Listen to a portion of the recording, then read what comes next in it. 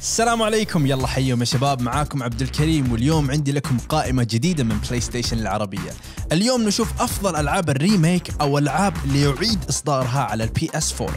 إذا ما جاتك فرصة تجرب هذه الألعاب أول ما نزلت فحظك جميل جدا عزيزي المشاهد. تعالوا نتعرف على قائمة أفضل ألعاب الريميك.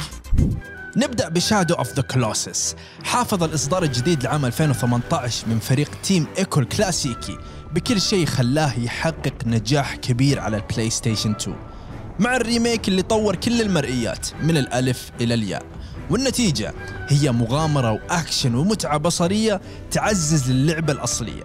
وما ننسى القصة الرائعة اللي بتكون عميقة أكثر مع الجرافيكس العالية وبرضو تطور ملحوظ في التحكم. وأفضل شيء بالنسبة لك عزيزي المتابع إنك تجرب هذه اللعبة من غير ما تعرف عنها أي شيء، لأنك من جد راح تستمتع.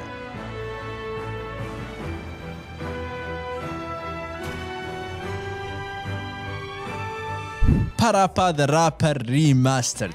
في ألعاب مهما كانت بسيطة حبنا لها راح يخليها تعيش سنوات، وهذا يجيبني لعبة بارابا ذا رابر اللي دخل علينا بطاقيته البرتقالية والفلو الملكي اللي ما حد قدر عليه.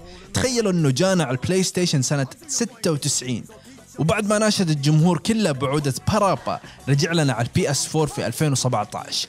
رجعت أغاني بارابا وإيقاعاتها الممتعة وسعيها للفوز بالسني فاني، وأكيد بصوت محسن وجرافيكس أفضل وميزات إضافية ودعم ديناميكي بدقة 4K لجهاز البي اس 4 برو.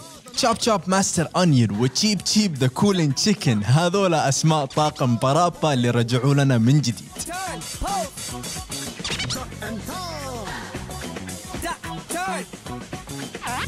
اللعبة اللي بعدها هي كراش بانديكوت انسين تريلوجي. لف ودوران في منصات 3D، اللعبة اللي من جد ما يبي لها أي تعريف، اللي انشهرت على بلاي ستيشن سنة 96. لإرضاء حماس المعجبين رجع لنا كراش على البي اس 4 بالألعاب الثلاثة الأصلية، كراش بانديكوت وكراش بانديكوت 2 كورتكس سترايكس باك وكراش بانديكوت 3 رابت، كلها ريميك، يعني جرافيكس عالية وبيئات أكثر تفصيلاً والإضاءة الديناميكية المحسنة إلى جانب عناصر تحكم أكثر سلاسة.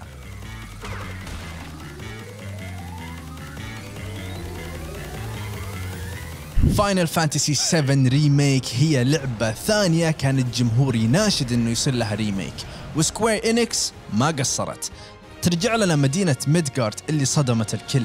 واضح انهم ما وفروا اي مبلغ، لانه كلاود وتيفا وبارت واصدقائهم كلهم رجعوا في لعبة تقمص الادوار الشهيرة اللي تتميز بقصة كاملة ومرئيات مذهلة وتمثيل صوتي يجسد جوهر اللعبة الاصلية.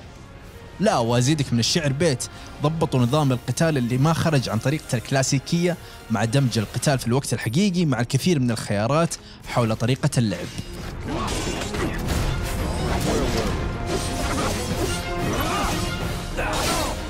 لوكو روكو 2 ريماسترد. النقط الملونة اللي انشهرت على البي اس بي ما فقدت سحرها في هذا الإصدار الجديد من بلاي ستيشن 4.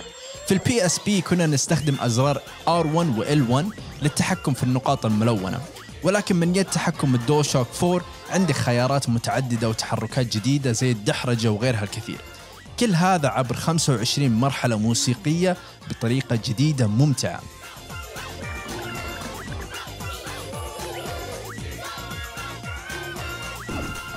اللعبة اللي بعدها هي كراش تيم ريسينج نايترو فيولد. ما نخلي انسين تريلوجي تنسينا سباق كراش الكلاسيكي، كل المسارات والمتسابقين موجودين، وفن الجرافيكس الجديد، غير لعب اونلاين عبر الانترنت والمتصدرين على مستوى العالم، تخلي هذا حلم لعشاق كراش تيم ريسينج.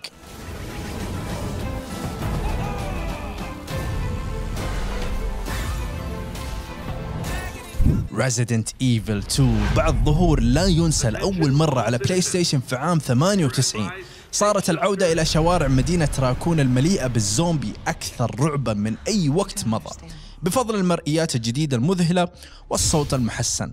ولكن مو بس التحديثات المعتادة اللي خلت Resident Evil 2 تجربة جديدة، عندك وجهة نظر جديدة من فوق الكتف وأدوات تحكم محسنة وبيئات مخيفة، كلها تضمن حصولك على تجربة رعب ممتازة.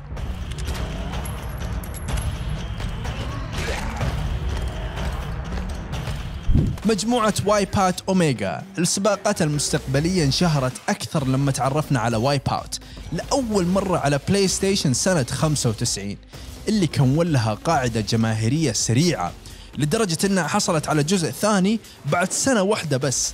لذلك لا تتفاجأ يوم أقول لك أن اللعبتين موجودة في كولكشن على البي اس 4 مع 26 حلبة و46 سفينة فريدة من نوعها، ولعب أونلاين طبعاً، وجرافيكس عالية خصيصاً للبلاي ستيشن 4 برو. وايب اوت اوميجا كولكشن هي بمثابة حلم لأي من عشاق السباقات، وما ننسى الموسيقى التصويرية الشهيرة اللي حدثوها بطريقة تعطيك شعور الشوق لأيام الطيبين.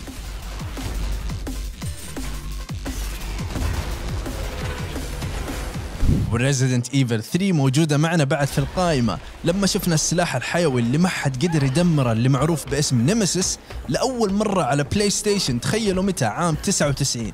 كانت تجربة لا تنسى، هي اللي هزت هذه السلسلة. سووا لنا ريميك لهذه التجربة بدقة عالية مذهلة على البلاي ستيشن 4. تجربة مرعبة من كاب كوم.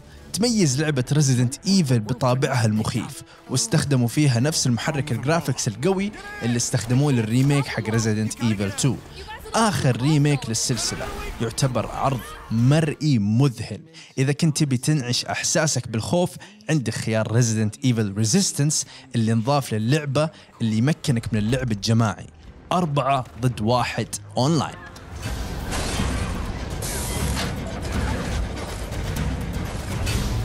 ميديفل، المعركة بين السير دانيال والساحر الشرير زاروك، واحدة من المعارك القريبة لقلوب عشاق بلاي ستيشن في سنة 98. لذلك لما شفنا الفارس اللي كله عظام يطلع من قبره مرة أخرى، لكن هذه المرة على البلاي ستيشن 4، انبسطنا جدا. متعة أكشن الهاكن سلاش ودمجها مع جرافيكس عالية ونظام كاميرا محسن وتعديلات أخرى، يعني أنه اللعبة راح تجيب جمهور قديم وأيضا تصنع جمهور جديد. وإذا وحشتك اللعبة القديمة، في نسخة من اللعبة الأصلية مخفية لتكتشفها.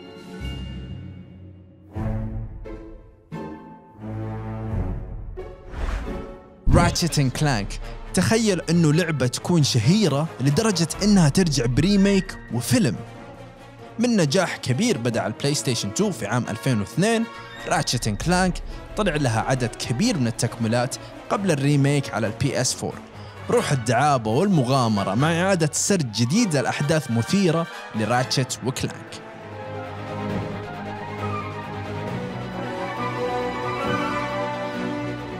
سبايرو ريغنايتد تريلوجي، التنين الصغير الشجاع اللي أشعر نار لعيبة بلاي ستيشن في 98.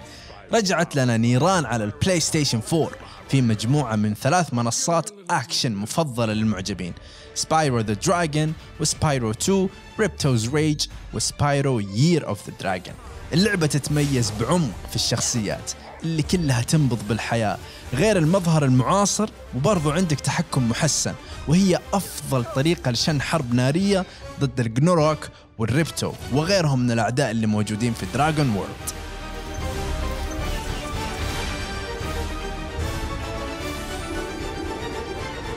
وكانت هذه قائمتنا الأفضل ألعاب سووا لها ريميك.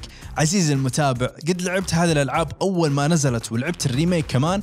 أعطينا رأيك في التعليقات. وش رأيك في الريميك بعد ما جربته أول مرة؟ يعطيكم العافية على المتابعة. أتمنى تكون الحلقة عجبتكم، وكالعادة اعطونا لايك، اشتركوا بالقناة وفعلوا جرس التنبيه ليوصلكم كل جديد من بلاي ستيشن باللغة العربية.